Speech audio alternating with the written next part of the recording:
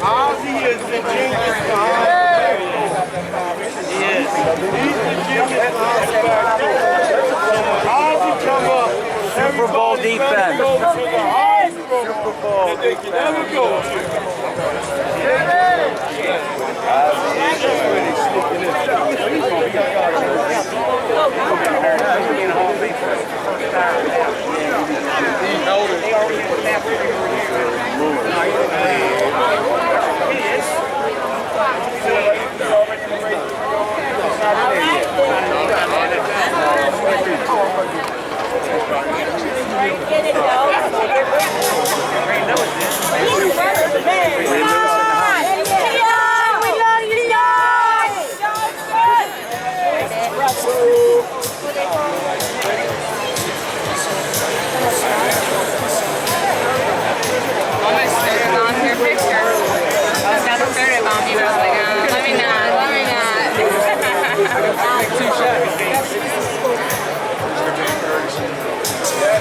I tried to rescue and I was like, nah, let me not do that. I was thinking of something. I was parked the other day and my daughter jumps out.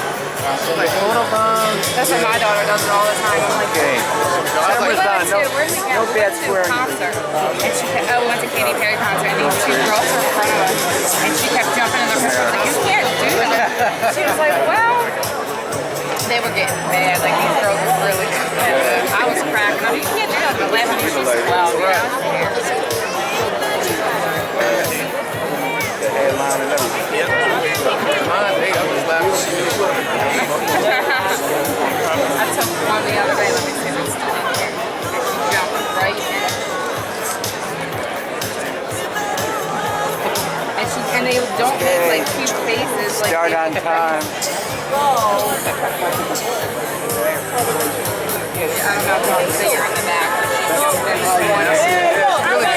She was like, I'm like, So if you didn't look twice, you might have posted it. right. Hottest day in the summer. Great news. He would be knocked down if you fall.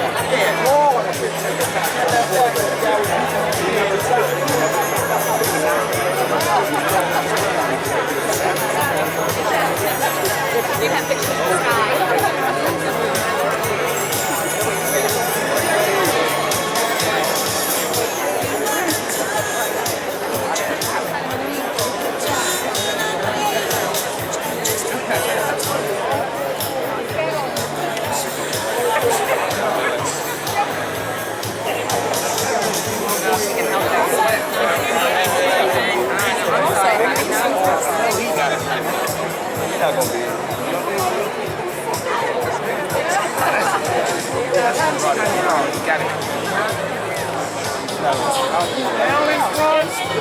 He should have never left. He should have just took the cut. But I'm saying, that's what I'm saying. He got another trophy. I mean, Stand there. one of the best lights he's ever done.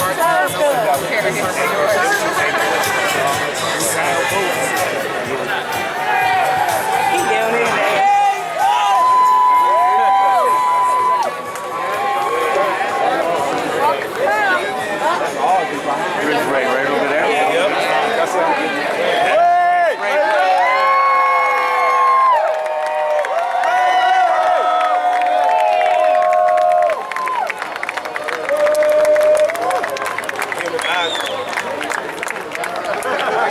I can't see.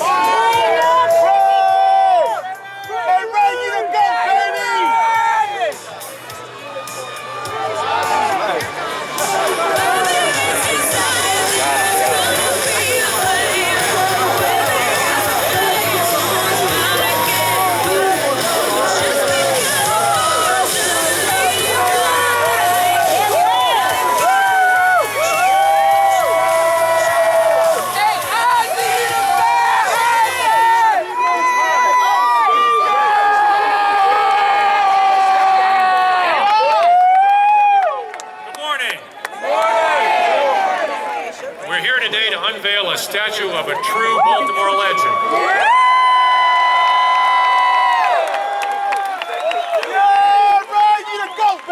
A special welcome to Ray's family and friends. Thank you for coming, and thanks everybody for coming. Every time I take a picture, put your damn arm in it. Before we get to the business of unveiling the statue, a couple of thank yous. Well, if the guy in the plaid First, I shirt want to would recognize move, Fred everybody Field. else could Fred, if see. you could stand up. Bend down or something, ass. Fred is the sculptor of the Ray Lewis statue you're going to soon see. He also was a sculptor for Johnny Unitas. He is going to own this plaza as an artist. And we thank him for all the skill he brought to this, all the professionalism and the creativity. You will love the statue. The guy with Thank the you, plaid Fred. shirt, move! Plaid shirt, move over. Move over, guy with the plaid shirt. I also want to thank the people from New Arts Foundry. Move over. Baltimore company Thank that has Not that to way. here in the Bronx as well. Not that They way, cast the the bronze other for way. Johnny Unitas' statue. Thank you guys as well.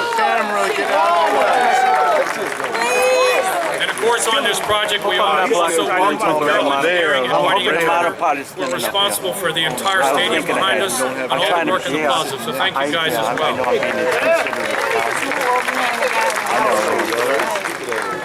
Hopefully I pressed the button. Also have to go on, thank yeah. the Maryland Stadium Authority, who is always our partner, a great partner of the Baltimore Ravens, and thank you, Mike, and all your colleagues who are here today. Want to recognize the Unitas family. Very important to the Baltimore Ravens and very important to this city. Sandy Unitas, Paige.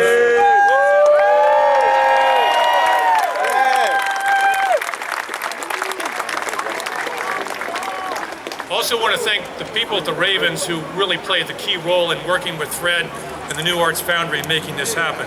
Lisa Dixon, Kristen Powers, Roy Summerhoff, Joby Walt, and John Klein. And then we have to recognize Ozzie Newsome.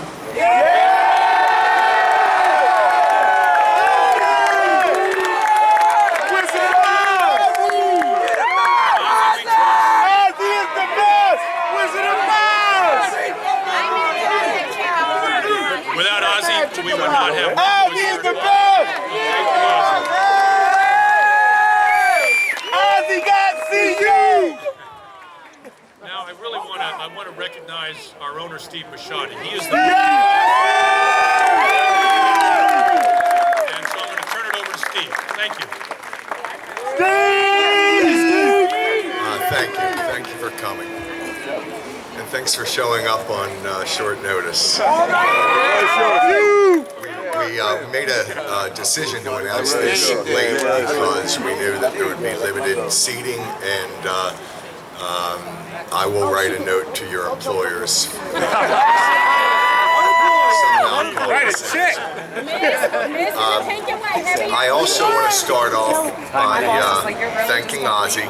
I wasn't here when he drafted Ray. And I want to thank Sandy for graciously agreeing to share this plaza with somebody that, quite frankly, rivals John. And for a small city of Baltimore, and nobody ever comes to consensus, but I know here that we feel that we now are complete in honoring arguably the greatest player of all time.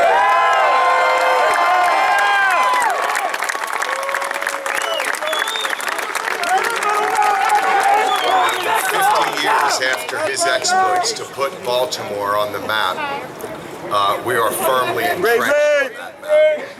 And he gets to share his, and we didn't take this lightly, I can promise you, for John to share this plaza with the greatest defensive player of all time. Yes, sir! G-O-A-T! Go!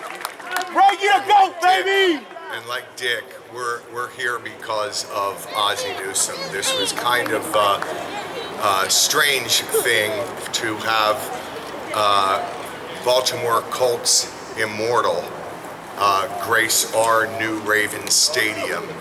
And without Oz, and it's not just Ozzie in drafting Ray Lewis in his first draft as head of the draft.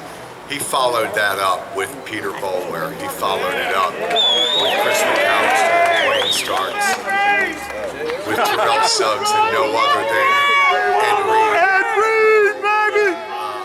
One more year, Ray! Was the Coach! at the very least, the Robin to this Batman right here. Very proud to be here, very proud to make history. But I want to tell you one quick story about Art Modell. He was the owner of the team when Ozzie told him he was drafting an undersized linebacker out of Miami. My first year sharing the team with Art, we went to a hurricane of a game at Dolphin Stadium for a Monday night game when they retired Dan Marino's jersey. And we were sharing the suite, and at halftime I was in the back sneaking a cigarette with Mrs. Modell. And Huizenga got up there and talked until half the stadium was trying to boo him off the stage. And Art Modell said to me, "Steve, come here, sit down with me for a minute." And I sat with him and he said, "Don't ever do this." And I said, "What?" He said, "Don't look like a fool. Nobody came to hear you talk." And 14 years later, Ozzie told me I was the one that was speaking yesterday afternoon. So I am not going to be a fool because you didn't come here to see me. David, your dad taught me more than you'll ever know. And his legacy will last in Baltimore.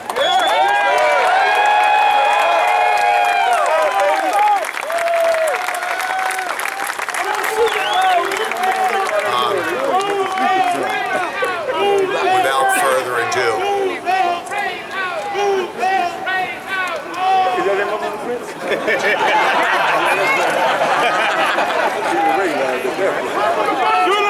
9 playoff appearances, brought Baltimore 2 Super Bowls. He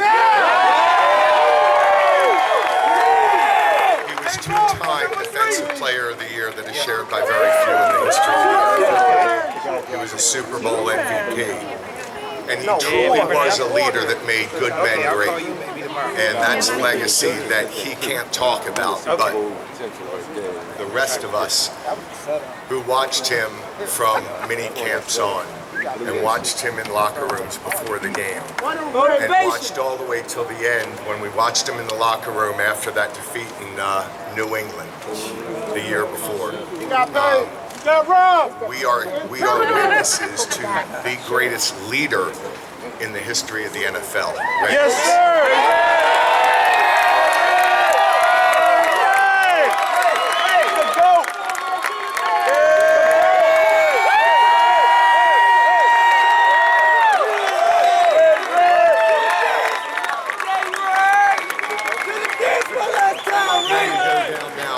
I think you guys want to see this before you go.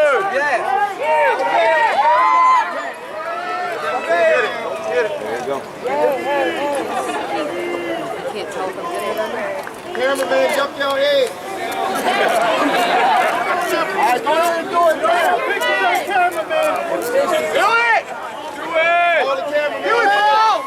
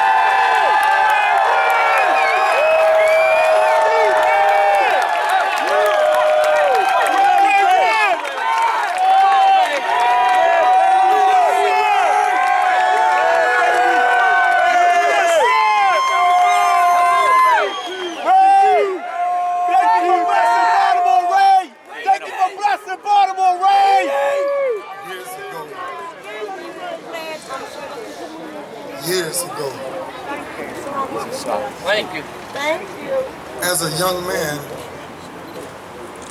I was introduced to a song that forever changed my life. Not a song. And no matter what we find ourselves going through, Sam Cooke said a change is gonna come. And the moment I started to really listen to the words of that song, I started to realize that if you really want real change, just make up your mind to do something.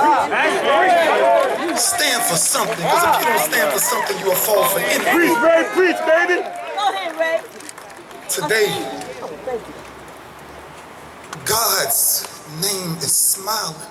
Yes. His reward is that when people see us, they see a glimpse of him. Today is history. Yes. Today is his story. Your story. And I'm the person that nobody has to convince me of what the story is because I lived it. See, sometimes people can tell you something and they can tell you a good story and you can say, I heard one of the best stories of my life. Right. Then somebody can tell you, let me tell you my story. But if you only knew what things I had to endure. Man, I was introduced to something in 1985 that I didn't understand now. But now I get it. When Mama looked at me, Stephen, and she said, baby, I ain't got enough money to sign you up for football. I said, Mama, we'll figure it out some type of way. An old coach of mine came up and gave me $15 for me to start my first time ever putting on a pair of cleats. You know what that feels like, huh? Because when you string them up, you're so proud to put on these cleats. You're so proud to put your feet in the ground to start striving for something. And I made up my mind that day that my mother's tears will one day become joy. Amen. Preach, baby. I made up my mind Go ahead, Ray. that no weapon formed against me shall ever. Then I found myself going through the Pop Warner League, and then I got to high school, and in 1992 I was introduced to men. I was introduced to men who became fathers. Coach Ernest Joe, my high school coach, I cannot thank you enough. Because I remember the days where you didn't have enough gas to get yourself home, but you still made sure I got there. So sometimes when we're witnessing the statue, there is no statue without a lot of pieces to the statue. Yes, sir. There's a lot of connections that came to the Stephen Poole. When you took me in that wrestling room and you asked me how great did I want to be, you asked me, can a man beat me one-on-one? And I told you a man can't beat me one-on-one. That's right. The things, the time that he spent and invested in me and didn't have to. He became a father figure, kind of what our world is like in today. Yes, sir. Why a lot of young men are getting away from things, but man, this is the moments. These are the moments. Clint Wright, rest in peace. My principal was one of the strictest principals in the world. He would beat you in school. No, he wasn't no kid to you.